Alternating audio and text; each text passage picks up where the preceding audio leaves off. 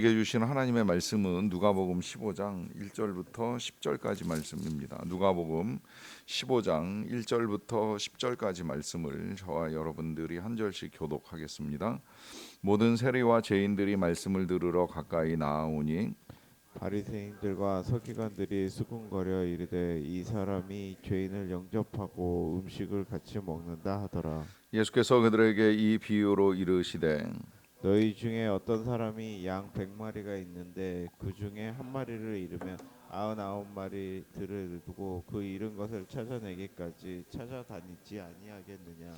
또 찾아낸즉 즐거워 어깨에 메고 집에 와서 그 벗과 이웃을 불러 모으고 말하되 나와 함께 즐기자.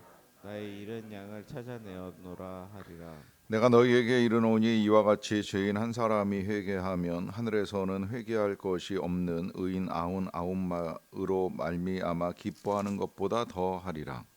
어떤 여자가 10드라 먹건데 하나를 잃으면 등불을 켜고 집을 쓸며 찾아내기까지 부지런히 찾지 아니하겠느냐. 또 찾아낸즉 벗과 이웃을 불러 모으고 말하되 나와 함께 즐기자 이른 드라크마를 찾아내었노라 하리라.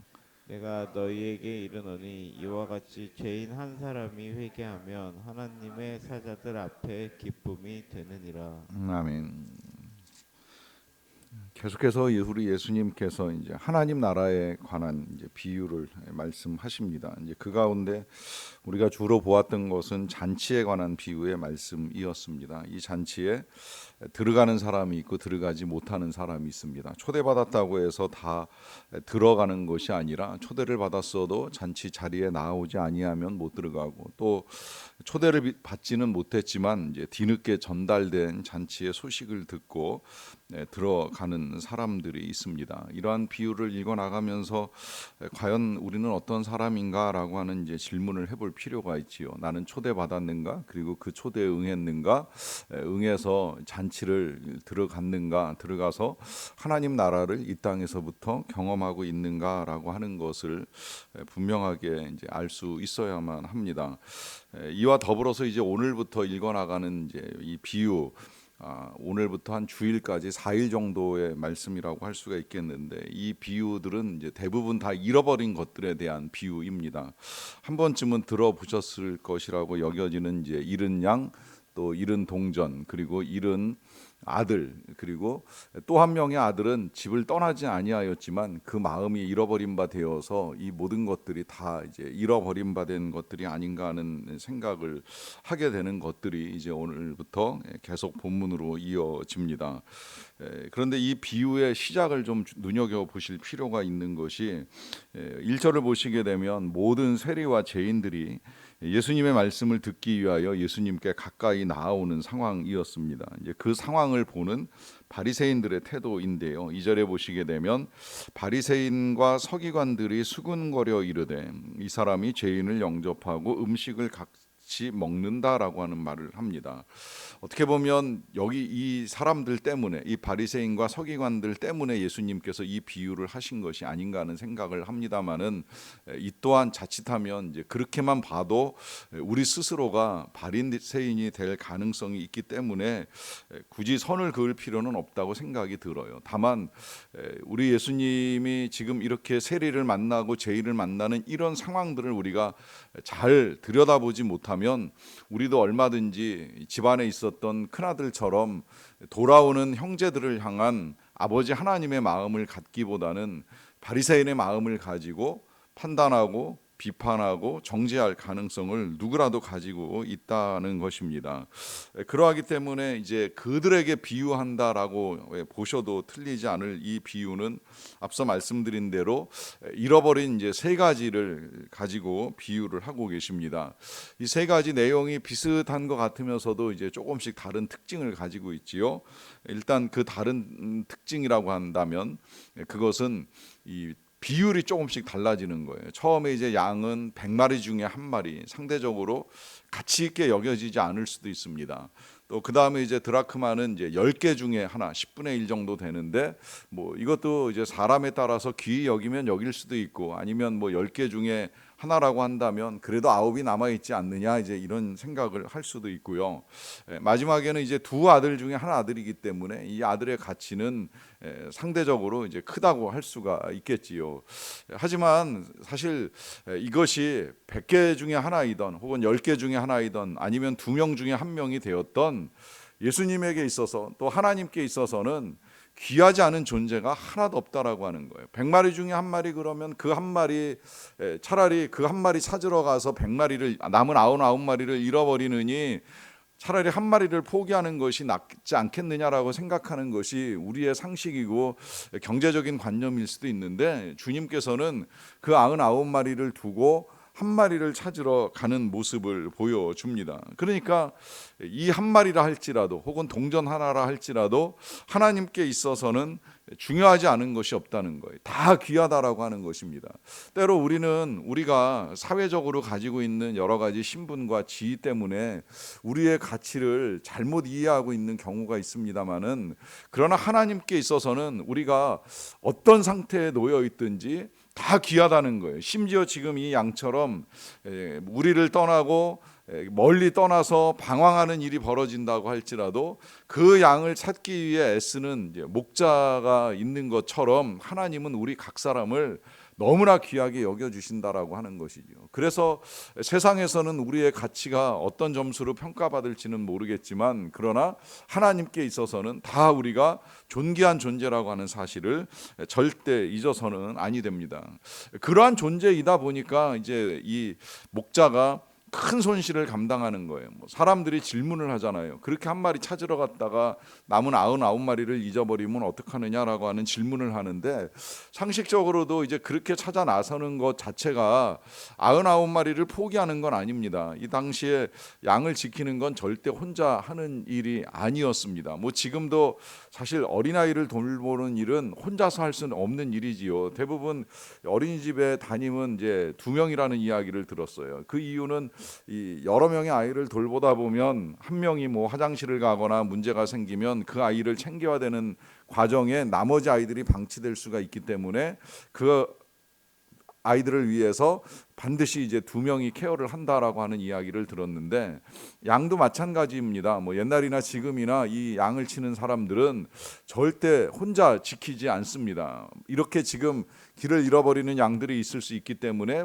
보통 2명, 3명이 이제 한 조가 되어서 밤에도 양떼를 지키는 일을 하게 되는데, 그러하기 때문에 한 마리의 양을 찾아 나선다고 해서 99마리의 양이 포기되는 건 아니라는 거예요. 그러하기 때문에 이 문제를 단순히 이 경제적인 문제로만 고려해서는 안 된다는 것이고, 오히려 우리가 관심을 가져야 될 부분은 이 한 마리를 찾아내기 위하여 끝까지 큰 손실을 감당하는 예수님이십니다. 어떻게 보면 이 양을 찾고 난 다음에 잔치를 벌이는 장면이나 혹은 드라크마를 잃어버리고 난 다음에 벗과 이웃을 불러가지고 잔치를 벌이는 건 이 또한 또 한 면의 경제적 손실이 벌어지는 거 아니겠는가라고 하는 생각을 할 수 있는데요. 오히려 그것이 이제 하나님이 우리를 어떻게 여기시는가라고 하는 것을 더 명백하게 보여줍니다. 그것은 그런 손실을 감당한다 할지라도 하나님은 그런 우리를 위하여 손해보기를 기꺼이 행하시는 하나님이시지요. 그래서 이 부분에 있어서 우리는 오랫동안 이것이 이제 탕자의 비유 아니냐, 이제 이런 식으로 이해를 해왔는데, 팀 켈러 목사님은 특별히 그 탕자의 비유, 우리에게 잘 알려진 잃어버린 아들에 대한 비유를 관한 이 책을 쓰시면서 제목을 바꿔버리셨어요. 탕부 하나님이라 말씀을 하셨습니다.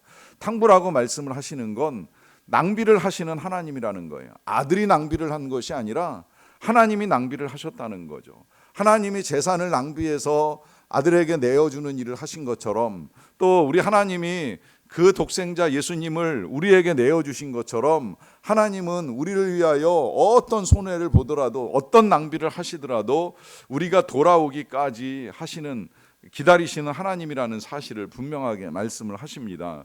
그러하기 때문에 지금 이 잔치를 벌이는 이 비유의 주인공들, 목자라든지 여인이라든지 하는 이 사람들도 어떻게 보면 엄청난 낭비를 하고 있는 거예요. 정말 양 한 마리 찾았다고 잔치를 한다, 동전 하나 찾았다고 잔치를 한다, 말이 안 되는 이야기지만 그 잔치를 벌이는 이 사람들의 모습 속에 하나님의 마음이 그대로 담겨 있는 것이지요. 그래서 이제 하나님이 끝내는 독생자 예수님을 우리에게 내어주시기까지 하면서 우리를 구원하시기 위하여 애를 쓰셨다라고 하는 것이 이제 너무나도 분명하게 이제 드러나는 것이고요.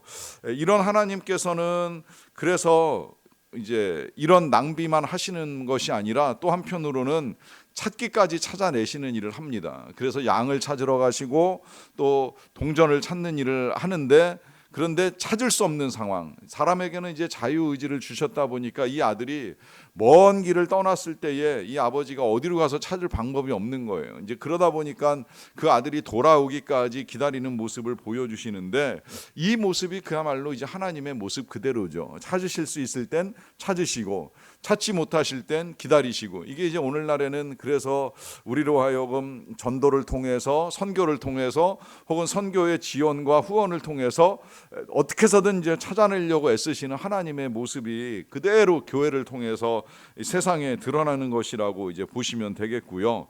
그런 상황 속에서 찾고 돌아올 때에 이제 하나님의 기쁨이 모든 비유마다 잘 표현이 되어 있습니다. 그래서 양을 찾을 때나 또 동전을 찾을 때나, 그리고 이제 아들이 돌아왔을 때나 반드시 기다리던 사람들 혹은 찾던 사람들은 다 한결같이 잔치를 벌이지요.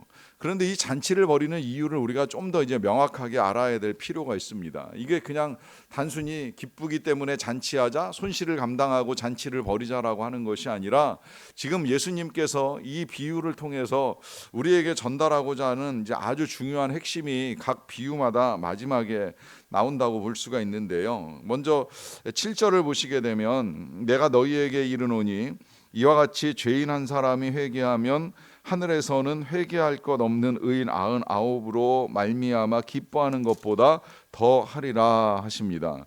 그리고 똑같이 10절에서도 말씀을 하시는데요. 내가 너희에게 이르노니 이와 같이 죄인 한 사람이 회개하면 하나님의 사자들 앞에 기쁨이 되느니라 합니다. 자, 여기서 이제 비유의 목적이 좀 더 분명해집니다. 이 비유의 목적은 한 사람의 회개가 주는 기쁨입니다.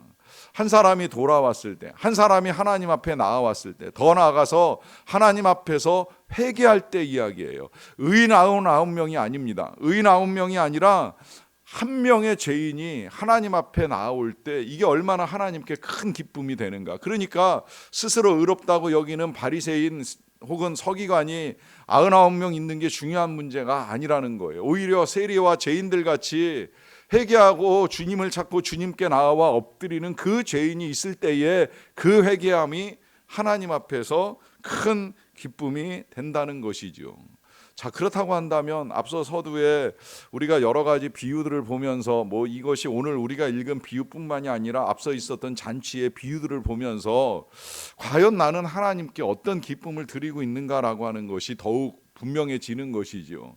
그건 우리가 스스로 의롭다 여기면서 남을 비판하고 정죄하는 이 바리새인과 같은 모습으로는 절대 기쁨을 드릴 수 없다는 거예요. 오히려 세리처럼 혹은 죄인처럼 우리 스스로가 하나님께 나아와 나는 은혜가 필요한 죄인입니다, 나 같은 죄인을 잔치의 자리에 초대해 주셔서 감사합니다라고 하는 믿음을 가지고 엎드릴 때에 그것이 우리를 위하여 잔치를 예비하고 계신 하나님께 기쁨을 드리는 행위입니다. 그리고 그 기쁨은 늘 말씀드리듯이 하나님만의 기쁨이 아닙니다. 그럴 때에 하나님은 반드시 우리에게 기쁨을 되돌려 주십니다. 그건 용서의 기쁨이고 은혜의 기쁨이고 잔치에 들어갈 수 있는 기쁨이고 나 같은 죄인이 하나님께 용납이 되었다라고 하는 기쁨입니다. 그러하기 때문에 하나님의 나라는 다른 데서 임하는 것이 아니라 언제나 낮추고 회개하는 데서 임한다는 사실이 더욱 분명합니다. 그러하기에 오늘도 하나님 앞에 겸손하게 엎드리면서 하나님께 회개할 것을 회개하고 구할 것을 구하면서 하나님께 기쁨을 드리고 또 하나님이 우리에게 되돌려 주시는 기쁨을 얻고 누리며 나아갈 수 있는 저와 여러분들의 삶 되시기를 간절히 축원합니다. 기도하겠습니다. 사랑과 은혜가 풍성하신 아버지 하나님 감사합니다. 오늘도 하나님의 은혜 가운데 하루를 시작하게 하여 주셔서 진심으로 감사드리옵나이다. 날마다 우리의 귀한 일상들이 반복되면서 행여라도 우리가 바리새인이나 서기관 같은 마음을 갖지 않게 되기를 간절히 원합니다. 누구의 허물이나 잘못 앞에 비난이나 비판의 칼을 뽑지 않게 도와주시고 오히려 내 눈에 들보를 보아 회개하고 엎드림으로 말미암아 하나님께 기쁨을 드리며 또한 우리에게 베푸시는 용서와 사랑의 은혜를 풍성하게 경험하며 살아가는 우리의 삶이 되게 하여 주시옵소서. 하나님, 우리에게는 은혜가 필요합니다. 하나님의 은혜가 절박하게 필요합니다. 은혜 없이는 살 수 없는 죄인이라는 사실을 인정하면서 오늘도 하나님의 은혜를 간구하며 나아가옵나니 용서의 은혜로부터 필요한 모든 것들을 채워주시는 하나님의 역사가 우리의 삶에 나타나게 하여 주시옵소서.